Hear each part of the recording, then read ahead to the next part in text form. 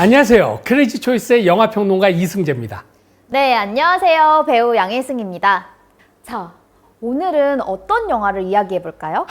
여러분께서 기대하시던 배우 이정재의 감독 데뷔작 헌트입니다. 저 이 영화 정말 기다렸어요. 이정재 선배님의 연출작이기도 하지만 이정재, 정우성, 이 절친한 두 배우가 1999년 태양은 없다 이후로 무려 23년 만에 다시 만난 작품이니까요. 이정재 씨는요, 올해로 50살, 정우성 씨는 49살이거든요. 근데 이 두 배우는 공통점이 있어요. 아주 자연스럽게 나이가 들어가는 배우들이다라는 거죠.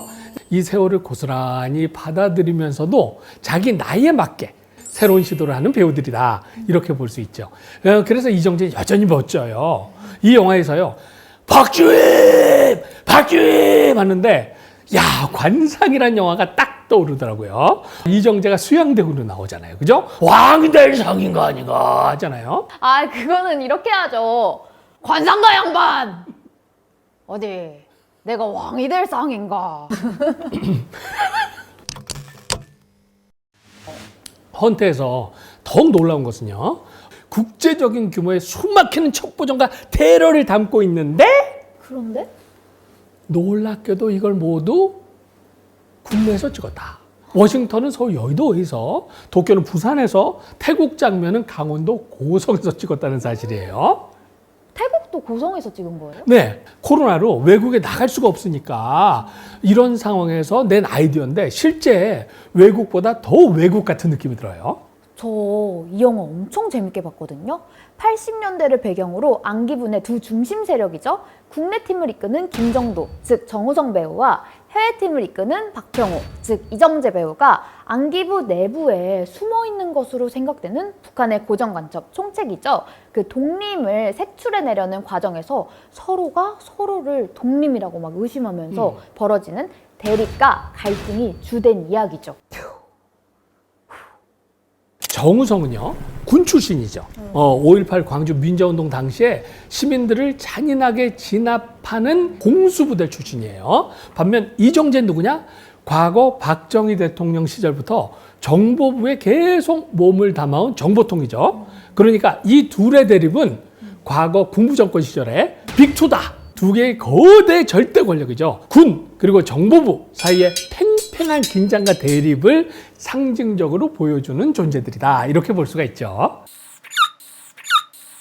진짜 끝날 때까지 긴장돼서 막 손에 땀을 쥐면서 보게 됐는데요. 서스펜스가 굉장히 강한 영화라고 생각을 했거든요. 무척 강렬하면서도요, 이야기가 의외로 굉장히 촘촘하고 치밀한데 또 빨리 흘러가요. 그래서 연출도 굉장히 직관적이라기보다는 꼼꼼한 편이죠. 그래서 감독 이정재의 또 놀라운 능력이 돋보이는 대목입니다. 이 촘촘한 이야기 구성이라고 하셨는데 이것 때문인가? 저도 그렇고 제 주변 친구들도 영화가 이해를 하는데 좀 부분 어렵다고 하더라고요. 맞아요. 그 클라이막스에 태국에 방문한 한국 대통령을 북한이 막 테러하려고 하는 장면이 있잖아요. 아주 대단한 반전이 일어나거든요. 그렇지. 그런데 그 반전이 왜 일어나는 건지, 그 정확한 이유가 뭔지 그거를 이해하기 어렵다는 반응들이 좀 있었어요. 실제 사건이나 인물들에서 갖고 온 것 같은데 80년대 사건이다 보니까 아무래도 제 주변 친구들은 이해가 하기가 좀 어렵더라고요. 맞아요. 그래서 만약에 MZ세대들이 이 영화를 쉽게 이해하고 소비할 수가 있었다면은 이 영화는 극장에서 500만 관객을 훌쩍 넘었을 거예요. 하지만 단지 이 재미난 영화를 돈 좀 벌어보자 라고 했다면 아마 이정재 씨가 이 영화로 굳이 감독 데뷔를 하지도 않았을 테고요. 또 정우성 씨도 참여하지 않았을 거예요.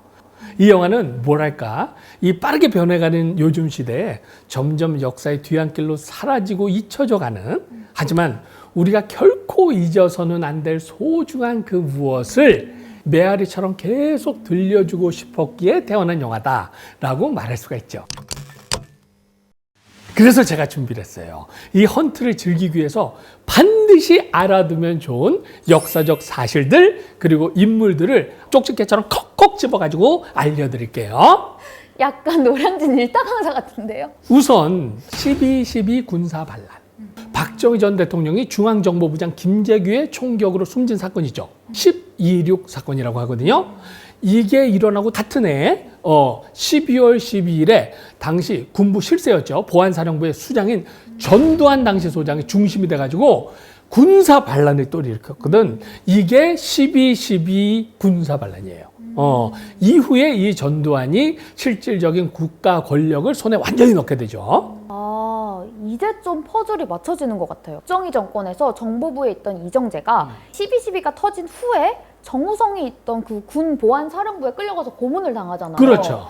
그때부터 이 둘의 관계가 안 좋았던 거죠? 그렇죠. 그래서 그 다음해인 1980년에 이 군부의 집권 음모를 규탄하면서 일어난 사건이 뭐예요? 바로 5.18 광주민주화운동이다. 아, 그 황정민 배우님이 비행기를 통째로 몰고 북한에서 남한으로 넘어오는 장면이 있던데요. 근데 그것도요, 실제로 1983년도에 있었던 이웅평 귀순 사건에서 가져온 장면이에요. 그러니까 북한 공군 소속이었는데 이웅평 대위가 소련제 미그 19기를 몰고요, 그냥 서해 연평도 상공으로 귀순을 했던 사건이야. 근데 그때 남한에서는 북한이 진짜 남침을 하는 줄 알고 대한민국 전체가 그냥 공습경보 내려주고 사이렌 울리고 난리가 났었거든요. 근데 안기부에서 사람들을 잔인하게 막 고문하는 그 고문 기술자도 나오던데요. 이것도요, 실존 인물에서 따온 캐릭터예요. 이근한이라고 했던 당시에 엄청 악명이 높았던 고문 기술자가 실제로 있었어요. 당시 경찰 공안부 실장이었는데 이 사람은 사람들 잡아다가 어깨를 그냥 훅 뽑아다가 다시 넣고요, 관절을 훅 꺾고 부수고 정말 잔혹한 고문을 하기로 유명한 사람이 있어요. 그래가지고 이 민주화 이후에 10년 넘게 잠적을 했다가 자수했죠. 마지막으로 또 궁금한 게 있는데요. 그 클라이막스에 태국에서 한국 대통령을 북한이 암살하려는 계획을 세우잖아요. 그때 막 애국가가 울리고, 누구라고 말할 수는 없지만 어떤 인물이 막 뛰면서 애국가 멈춰! 멈춰! 막 이렇게 하거든요. 그래. 근데 왜 이 애국가를 멈추라고 하는 거지? 이게 엄청 중요하거든. 왜 갑자기 멈추라고 그러지? 이렇게. 근데 사실은요, 이 영화에서 이 극비 문서가 아주 카메라에서 살짝 스쳐 지나가면서 잠깐 나오거든. 그리고 대사에도 잠깐 나오는데 이게 너무 순식간에 지나가 버려. 그래서 이걸 이해를 못 하는 거예요. 실제로 1983년에 버마라고 불렀던 나라거든요. 근데 여기 아웅산 묘소에서요, 실제로 일어났던 테러 사건, 여기에서 나온 장면이에요. 그러니까 북한이 당시 버마를 방문했던 전두환 당시 대통령을 암살하려고 했던 사건인데, 이 대통령이 묘소에 도착하면은 버마 군악대가 대한민국 애국가를 연주할 거잖아요. 그래서 미리 묘소에 몰래 설치해놨던 폭탄을 이 애국가가 흘러나오는 순간에 북한이 다 터뜨리기로 계획을 한 거지. 근데 어쩐 일로 대통령이 좀 늦게 온 거야, 이날. 그래가지고 대통령 차가 아니고 한국 대사 차가 먼저 들어왔거든. 근데 군악대가 이게 대통령 차인 줄 알고 그냥 음악을 연주했거든.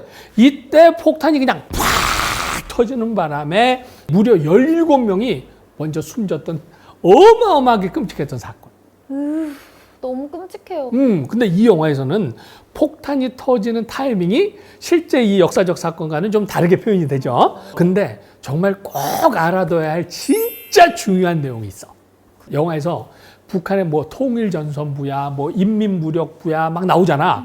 그러니까 뭐가 뭔지 모르겠어. 북한 아니야? 이렇게 생각하잖아. 근데 이 두 조직이 진짜 달라. 예를 들면 이 영화에서 정우성, 이정재가 이 배경으로 하고 있는 조직들이 완전 달랐잖아. 그거하고 똑같아. 이게 왜 중요하냐면 이 두 조직이 남한 대통령을 테러하겠다는 계획을 통해서 궁극적으로 다다르려는 목표가 두 조직이 달랐어.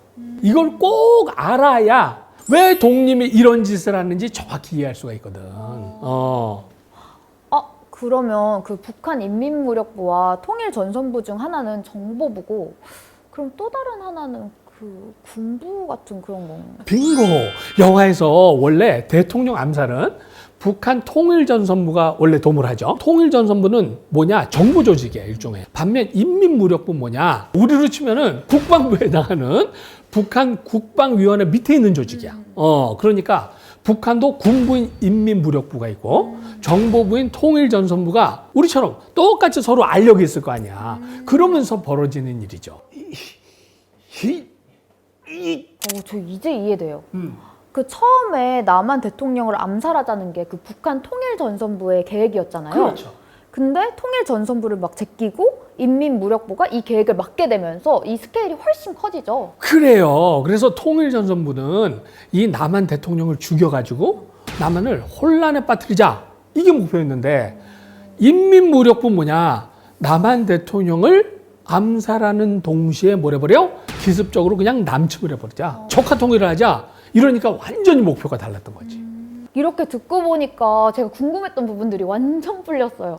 그 남한 대통령 하나를 암살하는 거랑 그 전면전을 벌여서 그 수많은 동포들을 죽이는 거는 아주 차원이 다른 문제잖아요. 그렇죠. 그래서 이 헌트가 던지는 이 궁극의 메시지가 그렇게 신선한 건 아니지만 여전히 참 훌륭하다 이렇게 생각을 해요. 그게 뭘까요? 이 북한이나 남한이나 절대 권력자 그 한 사람이 아닌 이상 누구도 역사의 주인공이 될 수 없다는 거죠. 결국 이 힘없는 우리 모두는 이런 동정 없는 역사의 희생자가 될 뿐이다 라는 메시지예요. 정말 그래요. 그 영화 맨 마지막 장면까지도 엄청난 반전이 또 있잖아요. 그 마지막 장면을 보면 우린 모두 역사의 희생자라는 말이 진짜 그 메시지가 가슴 먹먹하게 다가오더라고요. 그 마지막 장면이 뭘까? 그러게요. 뭘까요? 바로 지금 이 영화 헌트의 끝내주는 라스트 씬이 궁금하시다면 Great choice!